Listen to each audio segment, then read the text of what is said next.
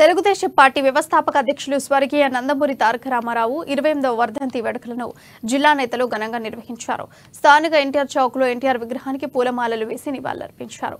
ఉమ్మడి ఆంధ్రప్రదేశ్ ముఖ్యమంత్రిగా ఆయన అందించిన సేవలను ఆ పార్టీ జిల్లా నేత అల్లూరి రాజారెడ్డి గుర్తు చేశారు. అప్పుడు పేదవారికి ₹2 కిలో బియ్యం పథకాన్ని ప్రారంభించారని కొనియాడారు. అనేక సంక్షేమ అభివృద్ధి పథకాలను అమలు చేసి ప్రజానాయకుడిగా ప్రజల హృదయాల్లో నిలిచిపోయారని కొనియాడారు. అటువంటి మహానుభావుడిని గొప్ప వ్యక్తిని స్ఫూర్తిగా తీసుకోవాలని ఆయన అడుగు చాడలో నడవాలని పార్టీ శ్రేణులకు ఆయన దిశానిర్దేశం చేశారు.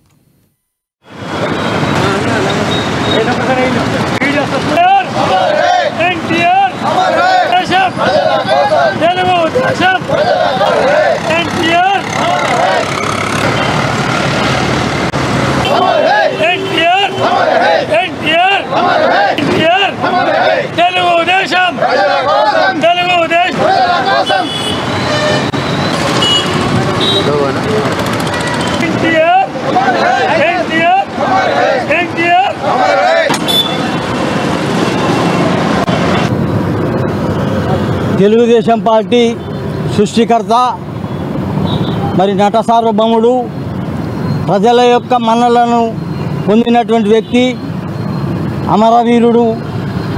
ఈ రోజున ఎన్టీ రామారావు గారి 28వ వర్ధంతి కార్యక్రమాన్ని తెలుగుదేశం పార్టీ ఆదిలాబాద్ నియోజకవర్గ ఇన్ఛార్జిగా ఈనాడు మరి ఆయన చేసినటువంటి సేవలను మరవకుండా అది ఎన్టీ రామారావు గారి ద్వారా.